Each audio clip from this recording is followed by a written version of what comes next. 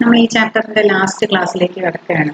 ഇതിന്റെ last portion വർക്കിനെ പറ്റി നമ്മൾ പറഞ്ഞു കഴിഞ്ഞു, എനർജിയും കഴിഞ്ഞു, പവറും കഴിഞ്ഞു. ഇനി നമ്മൾ പറയാൻ പോകുന്നത് ഇതിന്റെ ലാസ്റ്റ് ടോപ്പിക് കൊലീഷൻ ആണ്. എന്താണ് കൊലീഷൻ എന്ന് പറഞ്ഞാൽ? കൂട്ടിയിടിക്കുക. രണ്ട് ബോഡീസ് തമ്മിൽ കൂട്ടിയിടിക്കുക. ഒന്നോ അതിലധികമോ ബോഡീസ് തമ്മിൽ കൂട്ടിയിടിക്കാം. അതിൽ ഏറ്റവും മിനിമം കണ്ടീഷൻ രണ്ട് ബോഡീസ് തമ്മിൽ കൂട്ടിയിടിക്കുന്നതിനെ പറ്റിയാണ് നമ്മൾ ഈ ടോപ്പിക്കിൽ ഡിസ്കസ് ചെയ്യാൻ പോകുന്നത്. അപ്പൊ കൊലീഷനെ നമുക്ക് ബ്രോഡായിട്ട് രണ്ടായിട്ട് തരംതിരിക്കാം. ഒന്ന് ഇലാസ്റ്റിക് കൊലീഷൻ ആണ്, ഒന്ന് ഇൻഇലാസ്റ്റിക് കൊലീഷൻ ആണ്. ഇലാസ്റ്റിക് കൊലീഷനിൽ ലീനിയർ മൊമെന്റവും കൈനറ്റിക് എനർജിയും കൺസേർവ്ഡ് ആയിരിക്കും. അതായത് ഇടിക്കുന്നതിന് മുൻപുള്ള ലീനിയർ മൊമെന്റവും അതിനുശേഷമുള്ള ലീനിയർ മൊമെന്റവും equal, total linear momentum equal ആയിരിക്കും. അതുപോലെ total kinetic energy before collision will be equal to total kinetic energy after collision. എന്നാൽ ഇൻഇലാസ്റ്റിക് കൊലീഷനിൽ ലീനിയർ മൊമെന്റം മാത്രമായിരിക്കും കൺസേർവ്ഡ് ആയിട്ടുള്ളത്. കൈനറ്റിക് എനർജി കൺസേർവ്ഡ് ആയിരിക്കില്ല.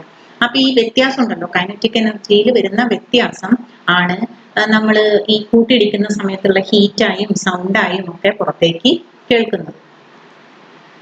ഇനി കൂട്ടിയിടിക്കുന്ന വസ്തുക്കൾ ഇടിക്കുന്നതിന് മുൻപും ഇടിച്ചതിന് ശേഷവും ഒരേ സ്ട്രെയിറ്റ് ലൈനിൽ സഞ്ചരിക്കുകയാണെങ്കിൽ അത്തരം കൊലീഷനെ നമ്മൾ വൺ ഡയമെൻഷണൽ കൊലീഷൻ അല്ലെങ്കിൽ ഹെഡ് ഓൺ കൊലീഷൻ എന്ന് വിളിക്കും.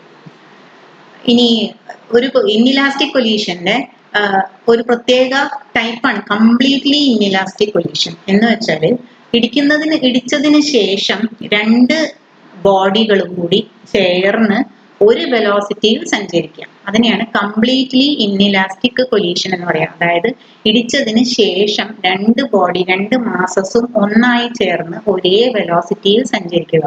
കണ്ടോ? Collision in which two particles move together with the same velocity after the collision is called completely inelastic collision. ഇനി inelastic collision, completely inelastic collision in one ഡയമെൻഷനെ പറ്റിയിട്ടുള്ള ഒരു ചെറിയ derivation ആണിത്.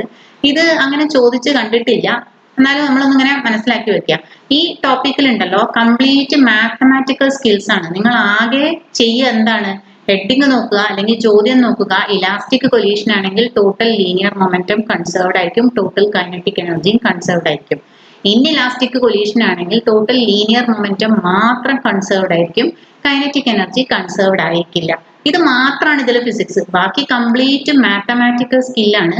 എന്നിട്ട് നമ്മൾ ഫൈനൽ വെലോസിറ്റി v1ഉം ഫൈനൽ വെലോസിറ്റി v2ഉം കണ്ടുപിടിക്കും. എല്ലാ കേസിലും അങ്ങനെയാണ് നമ്മൾ ചെയ്യുക. ഇൻഇലാസ്റ്റിക് കൊലീഷൻ, അപ്പൊ കംപ്ലീറ്റ്ലി ഇൻഇലാസ്റ്റിക് കൊലീഷൻ ആണ് ഈ പറയുന്നതെന്ന് വിചാരിക്കാം. അപ്പൊ ഈ ചിത്രം എല്ലാത്തിനും ബാധകമാണ്, നോക്കിക്കോളൂ. ബിഫോർ കൊലീഷൻ ഫസ്റ്റ് ബോഡിയുടെ മാസ് m1, സെക്കൻഡ് ബോഡിയുടെ mass m1 moving with a velocity u1, mass m2 moving with a velocity u2. ഇതാണ് കൊലീഷൻ നടക്കുന്നു. ആഫ്റ്റർ കൊലീഷൻ m1 മാസ് ഉള്ള body moves with velocity v1 and m2 mass moves with velocity v2. നമ്മുടെ ഉദ്ദേശം v1ഉം v2ഉം കണ്ടുപിടിക്കുക എന്നുള്ളതാണ് എല്ലാ കേസിലും.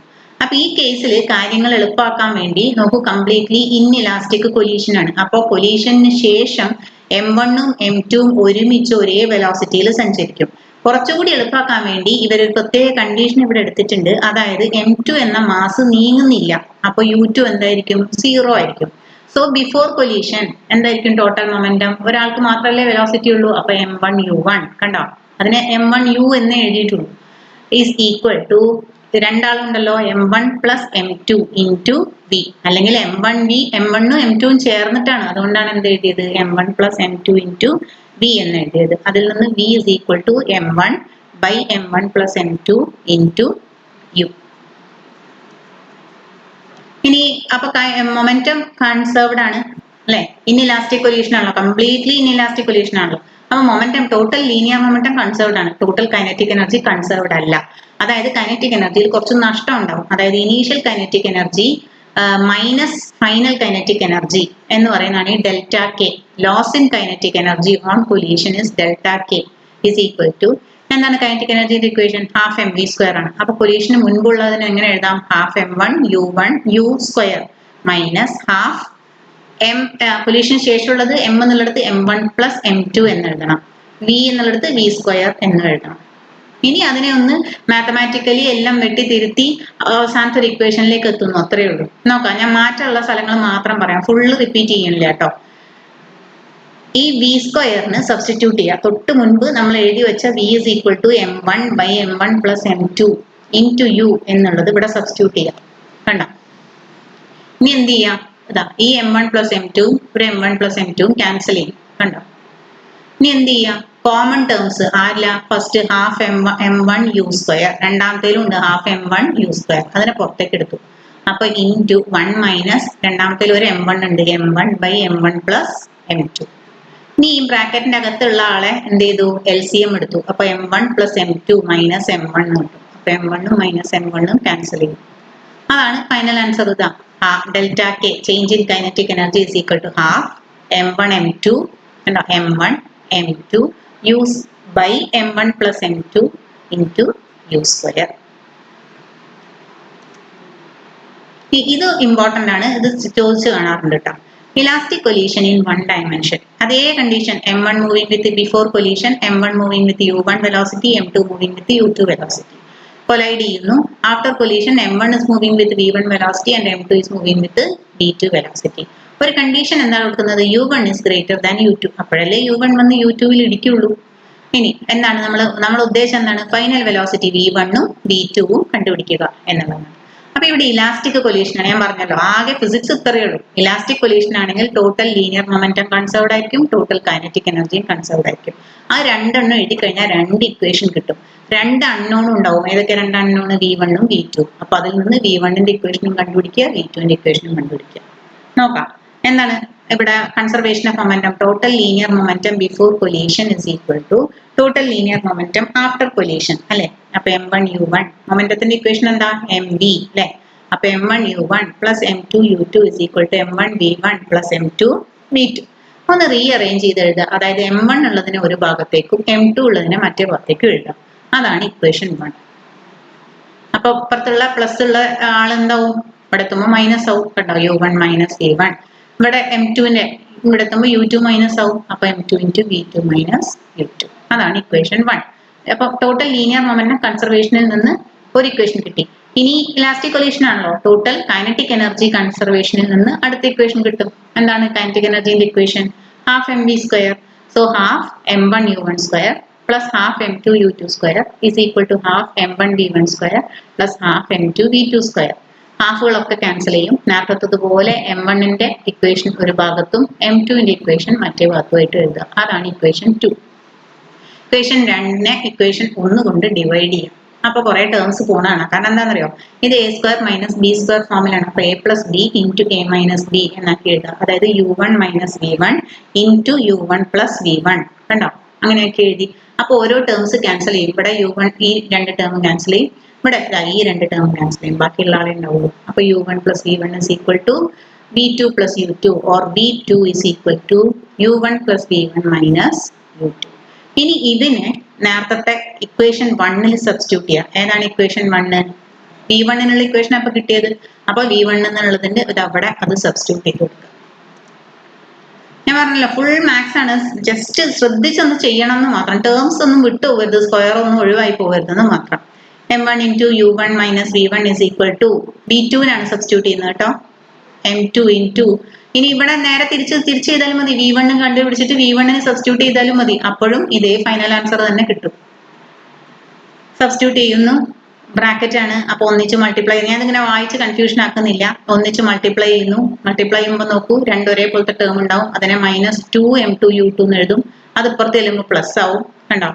എന്നിട്ട് v1 ഇൻറ്റു ഇനി v1ന്റെ into m2 plus m1 is equal to u1 into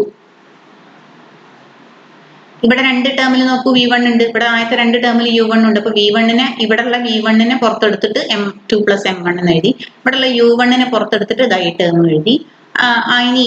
ഇനി എല്ലാത്തിനെയും കൂടി ഡിവൈഡ് ചെയ്യാം. എന്തിനെ കൊണ്ടാണ് ഡിവൈഡ് ചെയ്യണമെന്ന് അറിയോ? m1 പ്ലസ് m2 കൊണ്ട് ഡിവൈഡ് ചെയ്യുക. അല്ലെങ്കിൽ ഇതാ v1 is equal to m1 plus m2 കൊണ്ട് ഡിവൈഡ് ചെയ്യാം. ഡിവൈഡ് ചെയ്യുമ്പോൾ എന്താ കിട്ടുക?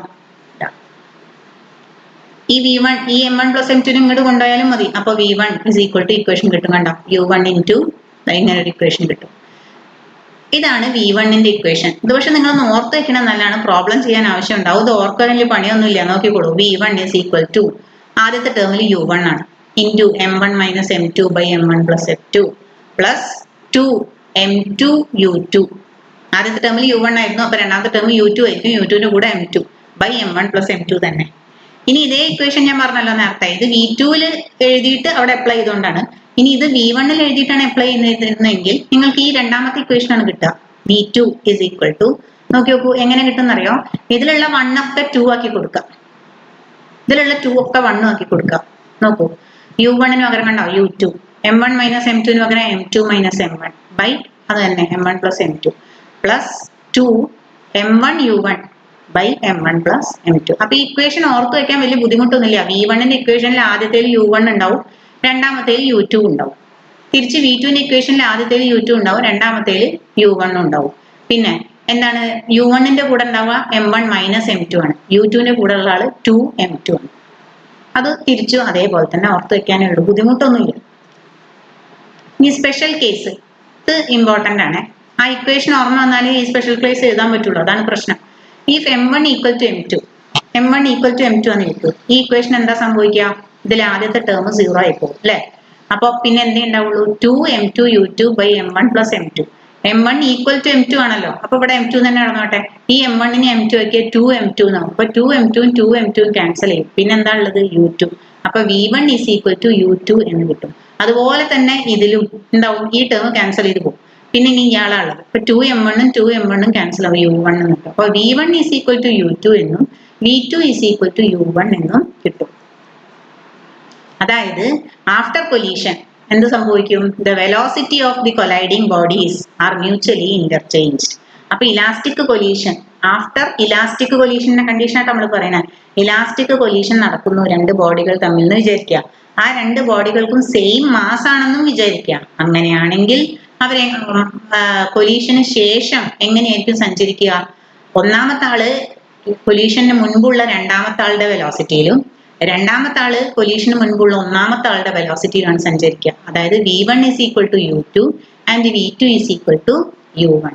അവരുടെ വെലോസിറ്റീസ് ഇന്റർചേഞ്ച് ചെയ്യും, മ്യൂച്വലി ഇന്റർചേഞ്ച് ചെയ്യും. ഒന്നാമത്തെ ആള് രണ്ടാമത്തെ എടുക്കും, രണ്ടാമത്തെ ആള് ഒന്നാമത്തത് എടുക്കും. ഇനി പാർട്ടിക്കിൾ ബി റെസ്റ്റിലാണെന്ന് വിചാരിക്കൂ, അതായത് U2 ഈസ് ഈക്വൽ ടു 0. ഇവരിതൊക്കെ വീണ്ടും ചെയ്തിട്ടുണ്ട്, നമ്മൾ അതൊന്നും ചെയ്യാൻ പോണ്ട. നേരത്തെ അതേ ഡെറിവേഷനിൽ നമ്മൾ എന്ത് ചെയ്താൽ മതി, U2 0 ആക്കി കൊടുക്കുക. നോക്കൂ, ഈ ഇക്വേഷൻ എന്താവും, U2 0 ആയ രണ്ടാമത്തെ ടേം പോയി അല്ലെ. അപ്പൊ എന്തായി, U1 into M1 minus M2 by M1 plus M2. V2 എന്താവും, U2 0 ആകുമ്പോൾ ആദ്യത്തെ ടേം പോയി, 2M1 U1 by M1 plus M2. അതേ ഇക്വേഷൻ ആണ് ഇവിടെ കിട്ടുക, കണ്ടോ, V1 is equal to M1 minus M2 by M1 plus M2 U1. ഇനി V2 അവർ മുഴുവൻ ചെയ്തിട്ടില്ല, കണ്ടോ, U1 കഴിഞ്ഞിട്ട് ഈ V1 ഇത് സബ്സ്റ്റിറ്റ്യൂട്ട് ചെയ്യണം. സബ്സ്റ്റിറ്റ്യൂട്ട് ചെയ്യുമ്പോൾ നമ്മൾ നേരത്തെ പറഞ്ഞ ആൻസർ കിട്ടും. എന്ത് ആൻസറാ കിട്ടുക, ഇതാ V2, U2 0 ആയി, ഇതാ ഈ ഉത്തരം കിട്ടും, 2M1 U1 by M1 plus M2. അപ്പോ ഇതില് ഞാൻ പറഞ്ഞല്ലോ, വീണ്ടും പറയാം, ഫിസിക്സ് ഇത്രയേ ഉള്ളൂ. എലാസ്റ്റിക് കൊലീഷൻ ആണെങ്കിൽ total linear momentum total kinetic എനർജിയും കൺസേർവ്ഡ് ആയിരിക്കും. അപ്പൊ രണ്ട് ഇക്വേഷൻ എഴുതുക, രണ്ട് അൺനോൺ V1ഉം V2ഉം കണ്ടുപിടിക്കാം. ഇൻഇലാസ്റ്റിക് കൊലീഷൻ ആണെങ്കിൽ ടോട്ടൽ ലീനിയർ മൊമെന്റം മാത്രമായിരിക്കും കൺസേർവ്ഡ്, കൈനറ്റിക് എനർജി കൺസേർവ്ഡ് ആയിരിക്കില്ല. അത്രയേ ഉള്ളൂ. ഇനി ഈ വാക്ക് കോയിഫിഷ്യന്റ് ഓഫ് റെസ്റ്റിറ്റ്യൂഷൻ ഇ എന്ന ലെറ്റർ കൊണ്ട്, സ്മോൾ ലെറ്റർ ഇ കൊണ്ടാണ് നമ്മൾ കാണിക്കുക. അത് relative velocity after collision by relative velocity before collision ആണ്. അതായത് എന്താ റിലേറ്റീവ് വെലോസിറ്റി പറഞ്ഞാൽ V2 മൈനസ് V1 അല്ലെങ്കിൽ V1 മൈനസ് V2 ആവാം, by U1 minus U2 minus U1 അല്ലെങ്കിൽ U1 മൈനസ് U2. ഏതാണോ വലുത്, ഏതാണോ പോസിറ്റീവ് ക്വാണ്ടിറ്റി, അങ്ങനെ. ഇനി പെർഫെക്റ്റ്ലി ഇലാസ്റ്റിക് കൊലീഷൻ ആണെങ്കിൽ E is equal to എന്തായിരിക്കും, 1 ആയിരിക്കും. And for inelastic collision E is equal to 0. കാരണം എന്താണ്, ഇൻഇലാസ്റ്റിക് കൊലീഷനിൽ കംപ്ലീറ്റ്ലി ഇൻഇലാസ്റ്റിക് കൊലീഷൻ ആണെങ്കിൽ നമ്മൾ കണ്ടതാണ്, ഒരു V ഉണ്ടാവുള്ളൂ അല്ലെ. പിന്നെ പെർഫെക്റ്റ്ലി ഇലാസ്റ്റിക് കൊലീഷൻ ഉണ്ടായപ്പോൾ നമ്മൾ കണ്ടതാണ്, രണ്ട് ഈ മാസിനും ഈക്വൽ മാസ് ആണെങ്കിൽ V1 is equal to U2ഉം V2 is equal to U1 ആയിട്ട് മാറും. അതുകൊണ്ടാണ് ഇവിടെ E is equal to 1 വരുന്നത്, ഇൻഇലാസ്റ്റിക്കിന് E is equal to 0. Elastic collision ഇത്ര നേരം നമ്മൾ 1 ഡയമെൻഷനിലുള്ള കൊലീഷനാണ് പറഞ്ഞത്. ഇനി 2 ഡയമെൻഷൻ, അതായത് കൂട്ടിയിടിക്കുന്നത് വരെ അവരൊരു സ്ട്രെയിറ്റ് ലൈനിലാണ് യാത്ര ചെയ്തിരുന്നത്. കൂട്ടിയിടിച്ച ശേഷം അവര് രണ്ട് വ്യത്യസ്ത ഡയറക്ഷനുകളിലേക്ക് ചെതറി പോവാണ്. കണ്ട ചിത്രം നോക്കൂ, M1 വന്നിട്ട് M2ൽ ഇടിക്കുന്നു. അപ്പൊ എന്തായി, M1 ഈ ഡയറക്ഷനിലും M2 താഴേക്കുള്ള ഡയറക്ഷനിലും പോകുന്നു എന്നാണ് സംഭവിക്കുക. അപ്പോ ഇവിടെ വീണ്ടും ഇലാസ്റ്റിക് കൊലീഷൻ ആണ്.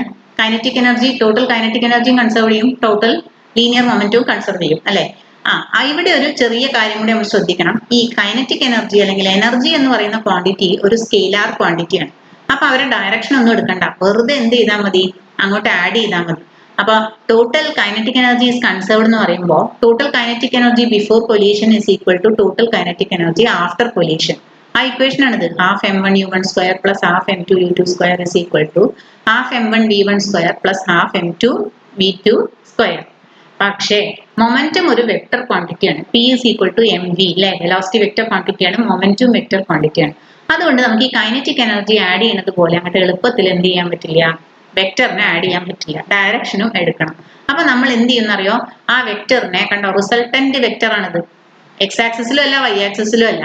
അപ്പൊ നമ്മൾ എന്ത് ചെയ്യും, അതിനെ റിസോൾവ് ചെയ്യും, എക്സ് ആക്സിസിലുള്ള കമ്പോണന്റും വൈ ആക്സിസിലുള്ള കമ്പോണന്റും ആയിട്ട് മാറ്റും. അപ്പൊ മൊമെന്റത്തിന് 2 ഡയമെൻഷനിൽ 2 ഇക്വേഷൻ ഉണ്ടാവും. കൈനറ്റിക് എനർജിക്ക് ഒരു ഇക്വേഷൻ ഉണ്ടാവുള്ളൂ, മൊമെന്റത്തിന് 2 ഇക്വേഷൻ ഉണ്ടാവും. ആദ്യം അലോങ് ദി എക്സ് ആക്സിസ് ഉള്ള ഇക്വേഷൻ എഴുതാം. എന്താണ്, ഇടിക്കുന്നതിന് മുൻപ് രണ്ടാളും അലോങ് ദി എക്സ് ആക്സിസ് ആണ്. സോ മൊമെന്റത്തിന്റെ ഇക്വേഷൻ ആണല്ലോ m1u1 plus m2u2 is equal to എന്താണ്, എക്സ് കമ്പോണന്റ് അല്ലെ. ഇങ്ങനെ റിസൾട്ടന്റ് വരുമ്പോ m1ഉം ഇത് θ1 ആണെങ്കിൽ ഇതിനോട് ചേർന്നിരിക്കുന്നത് cos θ1 ആയിരിക്കും. അപ്പൊ m1 v1ന്റെ cos θ1 v1 cos θ1 കണ്ടോ, m1 v1 cos θ1 plus m2 v2 cos θ2 കണ്ടോ. ഇനി വൈ ആക്സിസിലുള്ള കമ്പോണന്റ് എടുക്കുക. ഇടിക്കുന്നതിന് മുൻപ് വൈ ആക്സിസിൽ കമ്പോണന്റ് ഇല്ല, അതുകൊണ്ടാണ് ഇവിടെ എന്ത് എഴുതിയത്, 0 എന്ന് എഴുതിയത്. പക്ഷെ ഇടിച്ച ശേഷം ഈ റിസൾട്ടന്റിന് വൈ ആക്സിസിൽ കമ്പോണന്റ് ഉണ്ട്. ആദ്യം v1ന്റെ കമ്പോണന്റ് എന്തായിരിക്കും ഇവിടെ ഉള്ള വൈ ആക്സിസിലുള്ളത്, v1 sin θ1. അപ്പൊ ആദ്യത്തെ വൈ ആക്സിസിലുള്ള കമ്പോണന്റ് ആരാ, മൊമെന്റ് ആണല്ലോ, ഇത് വെലോസിറ്റിന്റെ കമ്പോണന്റ്. അപ്പൊ മൊമെന്റം എന്ന് പറയുമ്പോൾ m1 v1 sin θ1. ഇനി താഴേക്കുള്ള കമ്പോണന്റ് m2യുടെ v2യുടെ കമ്പോണന്റ് അതാണ് v2 sin θ2. അപ്പൊ m2 v2 sin θ2. ഒരു ഡയറക്ഷൻ പോസിറ്റീവ് ആയിട്ട് എടുത്താൽ മറ്റേ ഡയറക്ഷൻ എന്തായിട്ട് എടുക്കണം, നെഗറ്റീവ് ആയിട്ട് എടുക്കണം. അതാണ് ഇവിടെ എന്ത് സൈൻ വന്നത്, നെഗറ്റീവ് സൈൻ വന്നത്, മൈനസ് m2 v2 sin θ2.